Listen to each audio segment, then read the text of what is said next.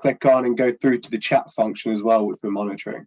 So without further ado, I'll move on to Matt. Matt's a paramedic with Queensland Ambulance Service, working there since 2005.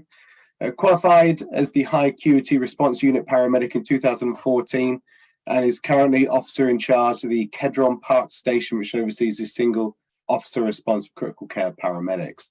Lives on the sunny Gold Coast with his wife and children. Not that I am in any way, shape or form jealous there, Matt. So welcome along, and I'll hand over to you.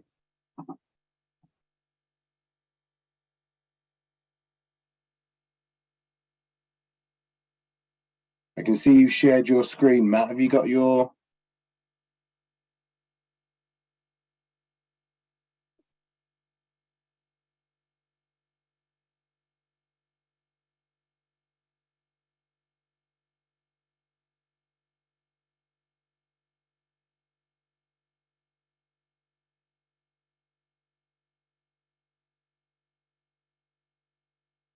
I think it's your microphone, Matt.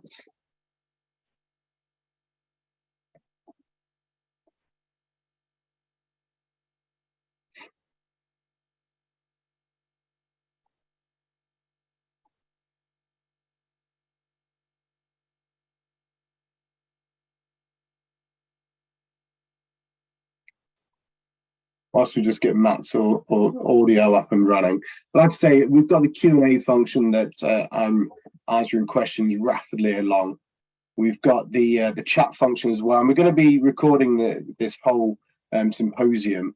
And then in the new year, what we'll do is we'll look to send out a follow-up of it all, you know, with some extra slides and things like that, somewhere people can find some extra information. Let's just see if Matt's coming along.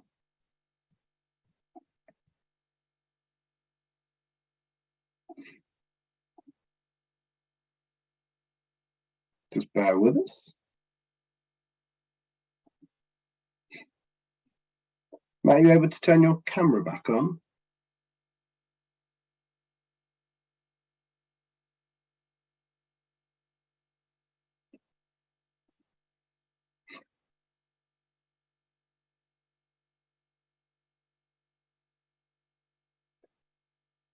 Apologies all. We got this working nice and smoothly earlier on.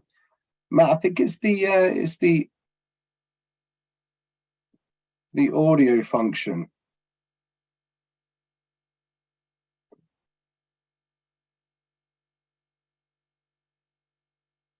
What we'll do, Matt, if you Is that coming back on? Oh, there we go. There you are. Yeah, brilliant. I'll let you crack on. And you can see my screen?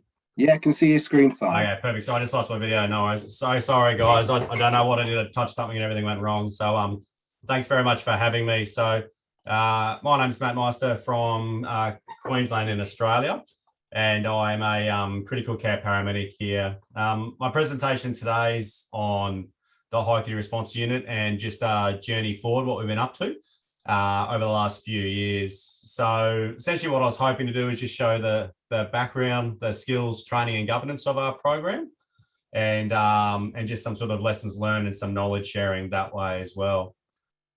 So essentially what I just wanted to say was that we've had the very lucky fortune to develop over time with our program, and we've received a great deal of feedback and support to help guide the model that we have now. And essentially much the same as where Ben was talking about before. We're in the state of Queensland, so a little map of Australia, Queensland up the top up there, quite a large state, but a vast majority of it sort of not inhabitable land, but sort of desert, isolated, rural, remote and farming land across there. So most of the population lives on the eastern seaboard through there, with most of it down the bottom right of the state through here in southeast Queensland. So the High Acuity Response Unit, it's a road-based critical care response in southeast Queensland.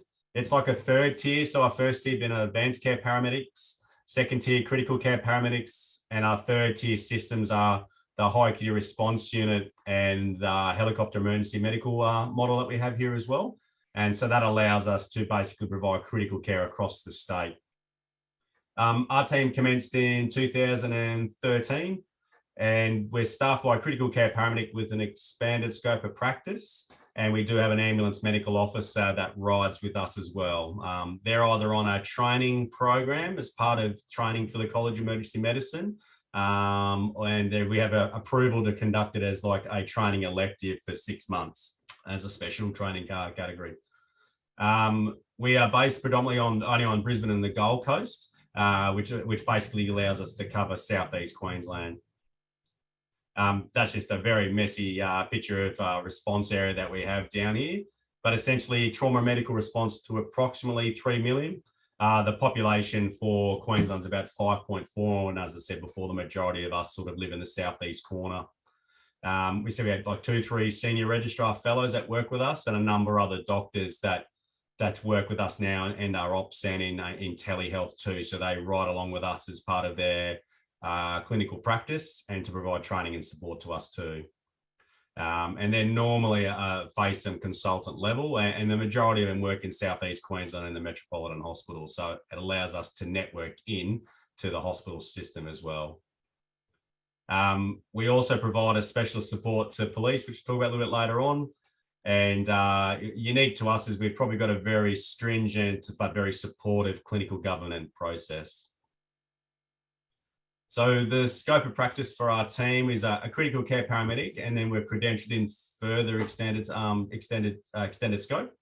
So that includes extended RSI, fast ultrasound, and surgical airway.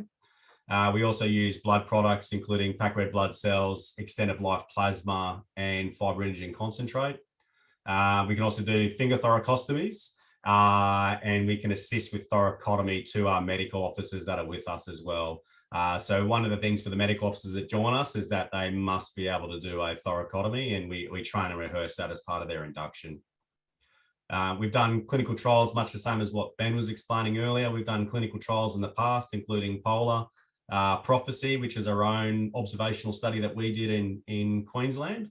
And that data should be able to come out a bit later on. So that's one of our unique sort of HARU program or studies that we did, and the international study patch.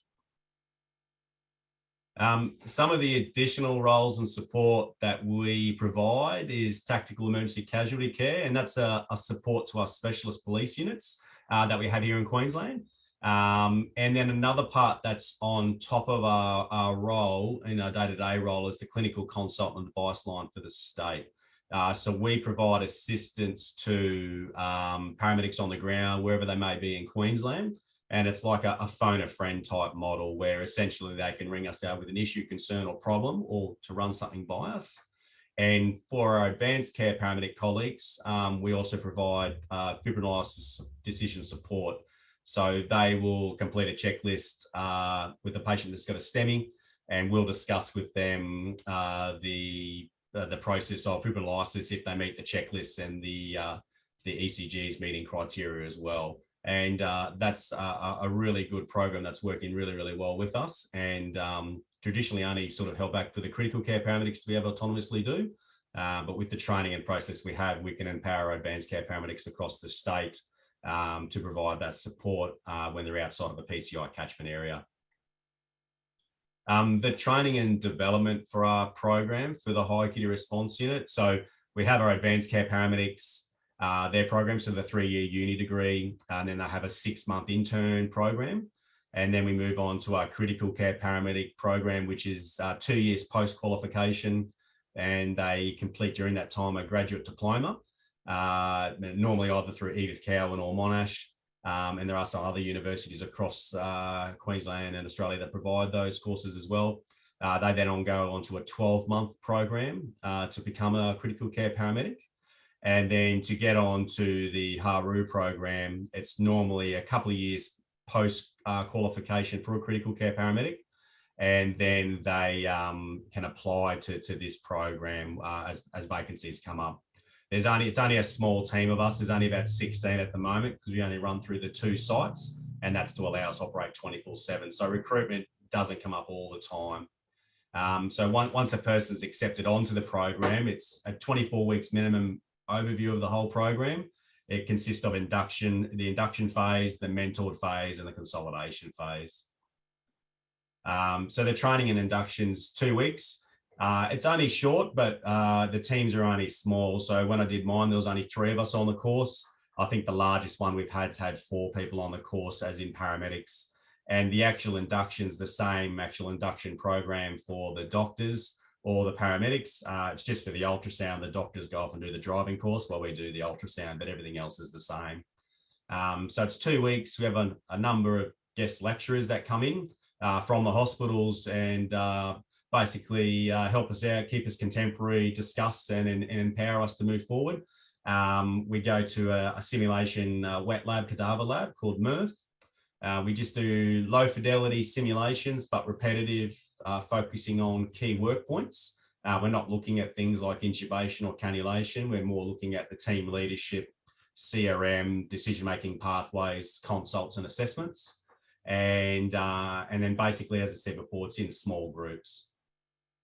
The training for on-road is 12 weeks minimum. And basically that minimum is based on caseload.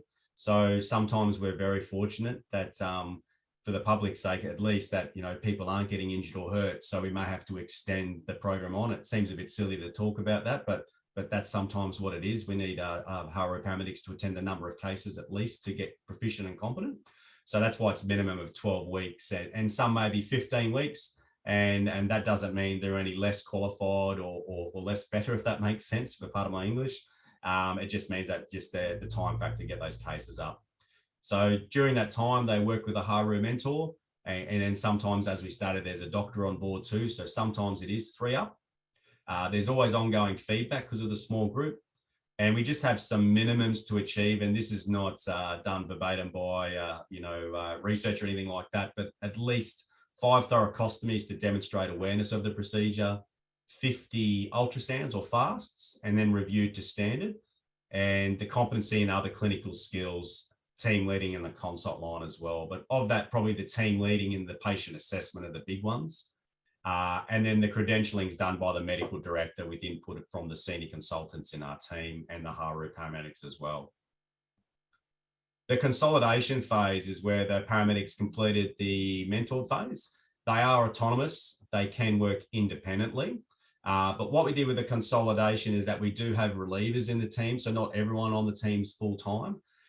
So that ensured that they could do their mentored phase, become independent and put their practice on road and run autonomously for about 3 months before they might return to their substantive roles in region or out of region, etc., like that. And during that time, there's the peer discussion and review of cases. And I guess during this time, not the eyes are on you, but essentially it is still part of an assessment phase. So they still got to demonstrate that they can do the job autonomously, because prior to that, they worked as a HARU officer as a team of 2 and sometimes 3. So we need to make sure they can run truly independent and solo and do those cases. The clinical practices, as sort of outlined earlier with our scope, is the ultrasound consult process and blood usage. But with the ultrasound, it's probably a little bit of a game changer, and it's a bit of a cliche to say, but the ultrasounds allowed us to triage, assess patients to a higher level than what we can do before. And notwithstanding that patients that have had polytrauma and have a low blood pressure, the threshold to assume that they are bleeding is quite high. However, the ultrasound allows us to triage when we may have 2 patients or 3 patients. It may allow us the decision about who we take with HARU and who we dispatch with other crews on scene. And sometimes when we respond with HEMS or helicopters, we can start to triage where the patients need to go, how much blood they may potentially need, with that idea that they are actually bleeding rather than the thought that they could be bleeding. It also allows the process, depending on the hospital bind from the consultant, with our notifications that we can notify of a patient who's unstable with a confirmed positive fast. With the bind with the hospital network, we are able to sometimes enact a process called a red blanket and quickly transfer through ED straight to theatre to an awaiting surgical team. And we've done that a couple of times over the years, well, myself, and the other teams as well, where basically we can expedite care to theatre. And that's particularly important for penetrating trauma. So stabbings generally is sadly our method of penetrating trauma in Queensland. We're very lucky to have very low gun crime here. One of the other ones is consult. So 2 ways, clinical consult for some of our procedures we do with our medical officer. We actually do sometimes FaceTime in. So not relatively new to medical, but I guess to my paramedic experience and practice, sort of something that's different. So we certainly do sometimes consult to discuss about cases and management. We're not autonomous in all our procedures. We're not autonomous for RSI. But our conversations are to RSI or intubate and anaesthetize someone, may only be 1 minute or so. The FaceTime that we use is pretty important sometimes for some of our burns patients with high GCS to ascertain whether or not we need to intervene now or whether they're okay to intervene later. It also allows us sometimes to review a tricky ultrasound, or sometimes not when we get stuck, it's always hard to admit we get stuck, but sometimes where we just want to discuss the case a bit further, and talking on the phone doesn't pay the patient's condition the deserving of it. So we can review, have the doctor time in us on FaceTime, look at the patient in real time as we discuss, ask questions, move the camera about, and even get the patient to talk back to them as well. So that allows, particularly for our burns, on their voice and things like that as well, to see if we need to intervene. And that's not used all the time. Might be maybe 1 in 50 patients we attend to in my FaceTime, but it's a good little backup for us. One of the other parts as well is our blood product usages and how we do hemostatic resuscitation. Over time, we've changed. We used to only carry packed red blood cells, and the blood we used to get was actually older blood. So it's normally reaching the end of its life. Now we've been able to demonstrate our usage of the blood products really well, the management, the safeguarding. We have very little to no wastage of the product. So we've been given fresher blood stock. And we've also now been supported with extended life plasma as well. And over the last couple of years, we've introduced fibrinogen concentrate, and we've based that off point of care INR, and that's changed too. So for fibrinogen, just as a little leeway, we used to have it at 1.6 and above. We consider fibrinogen. With our own internal research from the prophecy trial and some other work we've done, we've now reduced that to 1.3 or above, and we can give fibrinogen concentrate. And the standard sort of, lethal diamond stuff now with hypocalcemia in trauma and blood products, etc. We give calcium each time with our patients. We did start off with 4.4 millimole per each blood unit product we gave, because we did find that most patients were hypocalcemic in trauma, but we might have overshot it a little bit. So we've gone back to 2.2 millimole with it. So just a varying change over time with how we've done our hemostatic resuscitation. Some of the improvement and education processes are, so we've got a clinical audit, which we do each fortnight. So our cases are all audited. Quite, I guess, scary at the start when you first start doing it, presenting yourself and open for, correction, or been found you might have done something not the best. But now it's something very much welcomed by all of us. So it's a bit of a change in my thought that governance and review was all about badness. It's more about improvement, finding what works well and doing better next time. So it's openly welcomed with that. Our clinical interventions are reviewed. So things like our blood usage, we have an airway register as well now. Timings on scene, responses, whether the helicopter should have gone, should we have gone, how we dispatch the crews. We've got ongoing engagement with our medical team within the service, with our medical doctors and our paramedics, and we seek external review and feedback as well. And we've also got a postgraduate study sort of process as well. So I bring that through there. So clinical audits normally round robin. As I said, fortnightly, we have 2. One's closed, which is strictly our team only. That might be to nut out some more complicated issues, more difficult jobs, or if the paramedic indicates that they wish to talk about that as a smaller group. And then we have an open audit for the state. And that includes all the paramedics that may have tended the job, but allows people in the northern parts of Queensland or central part or rural and remote to engage with our learnings too. So we can share what we've done. So we keep it all open and transparent. As I said before, we do an airway audit, blood audit, and ultrasound review. So we have a system where we capture all our data from our jobs and we can upload images, including our ultrasounds. And we've just moved to a new ultrasound machine that allows it to be more easier to share and email those images across. And also if we get called out, we can email them for review. The ongoing engagement and sharing is basically, as a team, everyone here is happy to talk. There's no one that's like, no, I don't feel like talking today, post the shift. We've basically cultured an environment where basically we're going to check on each other, see what's up, what everyone's been up to, how the work's been going, and what they may have learned, and also sharing changes over time. Being mindful that we do have some paramedics that are full-time, and we have some paramedics that rotate in and out. So they may have been off for 3 months and then they'll rotate back in. We do extensively seek review from the hospitals as well. So our tertiary centres that we refer into have got a feedback loop via the medical director to discuss any concerns they may have. And also it's not many concerns, but and sometimes we do get some thanks as well and some heads up of how our patients have gone, which is really well received by our team. And very important as a measure to see how we're going and whether what we're doing is the right way, or what's other interventions or things we can consider. In saying that as well, the feedback loop allowed us to start this program. So we had buy-in from anaesthetics, surgical teams and the ED to actually start this enhanced sort of trauma and medical service that we brought in Southeast Queensland. Without their buy-in, it would have been a very difficult thing to get across the line and to have moved forward. With our high acuity response unit paramedics, we're actually supported to complete the Master of Traumatology from the University of Newcastle. That's a program that's about 5-6 years old now, and might be 6 or 7 years old.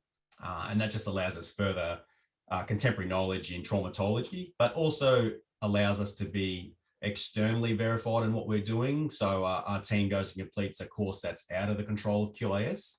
And although it's strictly online, it's 8 subjects with a number of quizzes, assessments, and a quick sort of 2-day residential as well. So it's 8 subjects full time. But that workload there allows us to have validation that we're on the right track and can keep up to date, but also to network as well, which we all know as clinicians is very important. So to sort of summarize what I think's worked well with our team, it's a small team, and it's always easy to say small team's good when you're in the team. I'd like it to be bigger, but it's workload dependent. Some days I could do nothing, and other days I could be very busy.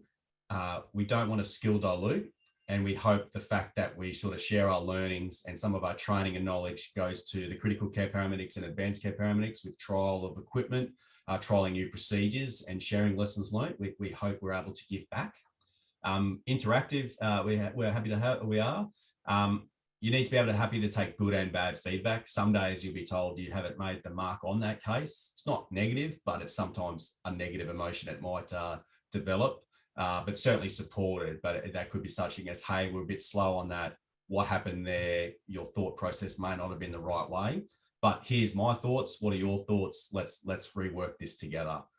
So once you get past being told you might not have performed as best as you could, you still learn that, you know, you're well supported and looked after. Feedback loops I've talked about. We have very consistent approaches to RSI and other procedures. So new people coming into the team, we all make consistent. It is not our way, but we've developed our way as a team. So we're always open to new different ways we'd like to do things, but we won't have one person doing one thing and someone else doing another. We want to keep it consistent for us and our colleagues on road. Clinical review, reflection and governance are mainstays. I know Ben talked about that. Our fortnightly audit, although it's very basic, I think is probably critical to our program success, and that's easy for me to say, been part of it. But I believe we're successful in our program, doing our procedures safely and having some good outcomes, is the fact that we have a rigid and strong clinical review process, and that everyone sort of is eager and keen to do it, and we don't shy away from it. Knowledge sharing is a given of any clinician. If you want to hold your knowledge and your learning experiences to yourself, you're in the wrong game. So knowledge sharing is key. And we're always happy to present and talk, and our team presents, you know, not only locally but on forums and conferences around Australia too. And lastly, the call anytime. If we're ever caught unsure or don't know what's going on, we have a phone a friend. That's both on the job and post the job, which is important for mental health and looking after each other as well. And everyone sort of engages with that, always checks in. And because we do go to some horrible stuff, as we all know, as clinicians, medical clinicians, ambulance clinicians around the world, that call anytime is key and cornerstone to making sure that we look after each other. So that's basically the HARU oversight of just our expanded scope program. It wasn't a discussion on critical care program, which is a very cornerstone program for our Queensland ambulance service. But I hope that it was of some interest with it all, with what we get up to. I apologise for my video link up going wrong at the last minute. And that's my email if anyone ever wants to reach out, but also through the symposium. And once again, a big thank you to Christian, who I've had the very fortunate luck to meet many years ago when he came here to ride along with us as part of his fellowship. But yeah, great work, Christian. Great work to the team and the college and all the support sponsors as well. And big thank you to all the audience logging on today and hoping to progress our paramedic profession further. So thank you very much, everyone. Matt, I wonder if I can just pose you a couple of questions, if that's all right, just that have come through. The direct pathway into surgery for trauma patients. Just very quickly, how did that get off the ground, and has there been any research published about that? So you're referring to like the red blanket sort of thing, is that right, Steve? Yeah. Apologies. Yeah.